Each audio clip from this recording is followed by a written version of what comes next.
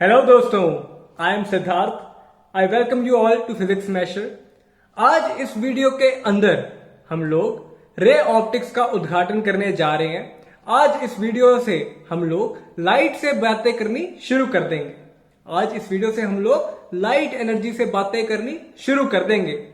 +1 से हमने क्या जानना अभी तक? हम मैक्रो ऑब्जेक्ट पहले बॉल से डील करते थे, हम पहले मस्कुलर और भारी ऑब्जेक्ट से बात करते थे, मैक्रो थिंग से बात करते थे, लेकिन धीरे धीरे धीरे धीरे हम माइक्रो ऑब्जेक्ट्स में आ गए हैं। अब हम लाइट तक पहुंचे हैं। आगे आने वाले लेक्चर्स में, वो आगे आने वाली वीडियोस के अंदर हम लोग इलेक्ट्रॉन से भी बातें करेंगे और रे ऑप्टिक्स बहुत चीजों के बारे में हमें बताएगी। अगर कोई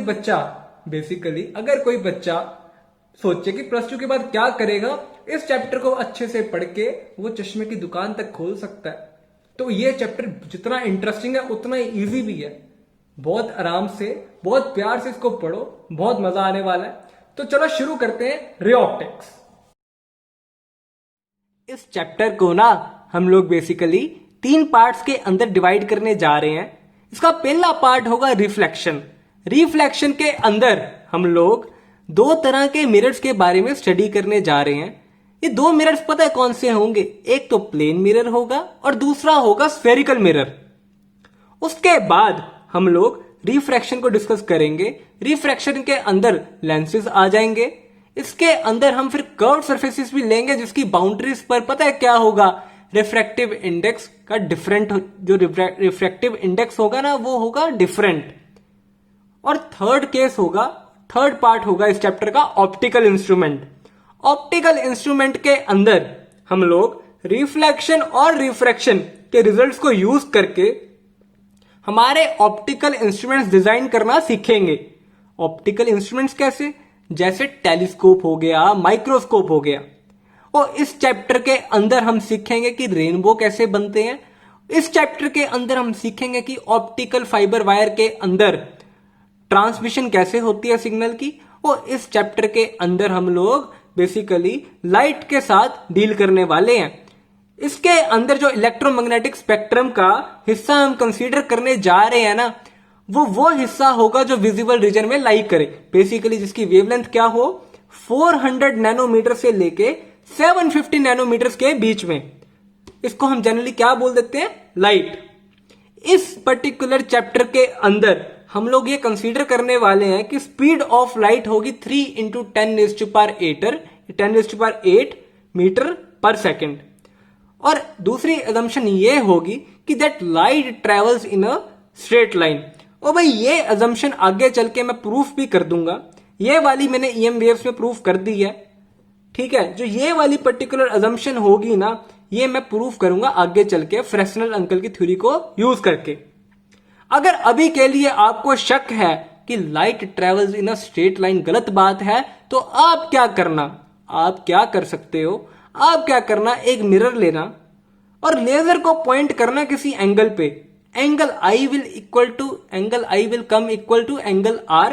बेसिकली एंगल ऑफ इंसिडेंस जो होगा ना आपका नॉर्मल के साथ उस प्लेन की, that will be equal to angle of reflection. वो इसका मतलब हो गया light travels in a straight line.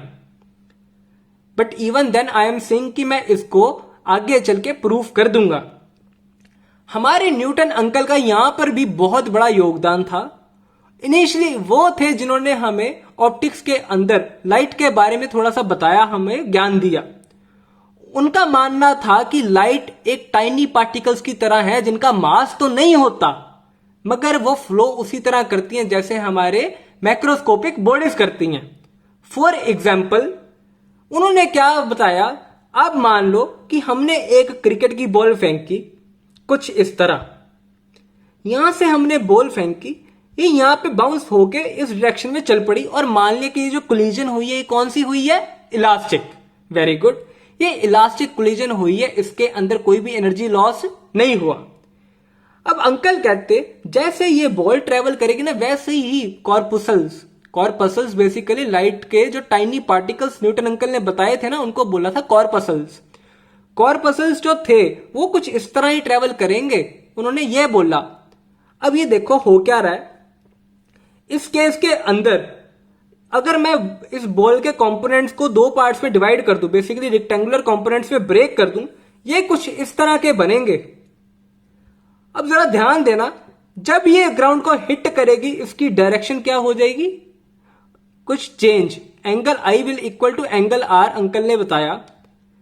अब ये अंकल कहते अगर ध्यान दिया जाए, इसको कंपोनेंट्स में ब्रेक किया जाए कुछ इस तरह, जो हॉरिजॉन्टल कंपोनेंट होगा इसको अपोज करने के लिए कोई भी फोर्स नहीं है। वो हॉरिजॉन्टल कंपोनेंट को जो अपोज करने के लिए कोई भी फोर्स नहीं है, लेकिन जो वर्टिकल डायरेक्शन में वेलोसिटी आ रही थी ना, वो रिवर्स होके अब ऊपर की डायरेक्शन में होगी। इसको अगर रेक्टेंगुलर कंपोनेंट्स में ब्रेक कर दिया जाए, जैसे कि आप यहां पर देख सकते हैं, पहले वेलोसिटी डाउनवर्ड, पहले इसकी वेलोसिटी, ये एरो अगर देखा जाए नीचे, इसको रेक्टेंगुलर कंपोनेंट में ब्रेक किया जाए कुछ इस तरह आ रही थी, लेकिन बाद में ये वेलोसिटी चेंज होके कुछ इस तरह हो गई। अगर ध्यान दिया जाए ना, वर्टिकल कंपोनेंट रिवर्स हो गया, लेकिन हॉरिजॉन्टल कंपोनेंट की ना डायरेक्शन या मैग्नीट्यूड में कोई चेंज नहीं आया, क्योंकि उसको कोई भी फोर्स नहीं लग रही थी। तो उसी तरह अंकल ने कहा जो कॉर्पसेस होते हैं ना, बेसिकली वो भी इसी तरह ट्रेवल करते हैं, किसी जगह पे रिफ्लेक्ट होके उनका जो वर्टिकल कंपोनेंट होगा उस पर्टिकुलर प्लेन के हिसाब से, या जो वो कंपोनेंट चेंज होगा जो हिट करेगा, बेसिकली जो उसको डाउनवर्ड मोशन दे रहा होगा। अंकल का मानना यह था, अंकल की थ्योरी रिफ्लेक्शन के लिए बिल्कुल सही बैठी, लेकिन रिफ्रैक्शन के अंदर अंकल ने ये गेस किया था, अंकल ने ये बोला था कि अगर मीडियम चेंज होगा ना, मीडियम का रिफ्रैक्टिव इंडेक्स जैसे ही चेंज होगा, तो जैसे ही बॉल और जैसे ही बेसिकली कॉर्पसल डेंसर मीडियम में जाएगी तो उसकी स्पीड क्या होनी शुरू हो जाएगी, इंक्रीज। लेकिन later on we found that the speed was decreased. वो स्पीड ना डिक्रीज हो जाती है जब कोई चीज डेंसर मीडियम में जाए। इसकी एक्सप्लेनेशन आगे आएगी। तो इसका मतलब था अंकल की जो थ्योरी थी ना, वो गलत थी। आगे चल के फ्रेस्नेल अंकल ने इसको बहुत अच्छे तरीके से एक्सप्लेन किया कि क्यों स्पीड कम होगी, वो हम आगे आने वाले चैप्टर्स में पढ़ेंगे। लेकिन इस तरह कॉर्पसल्स थ्योरी रॉन्ग हुई, ये न्यूटन अंकल की थ्योरी थी। देयरफॉर मैं आगे की वीडियोस के अंदर हमारे प्लेन मिरर को स्टार्ट करने जा रहा हूं। अगर इस वीडियो के अंदर आपको कोई डाउट हो तो नीचे दिए कमेंट सेक्शन में जरूर पूछ लीजिए। Thank you.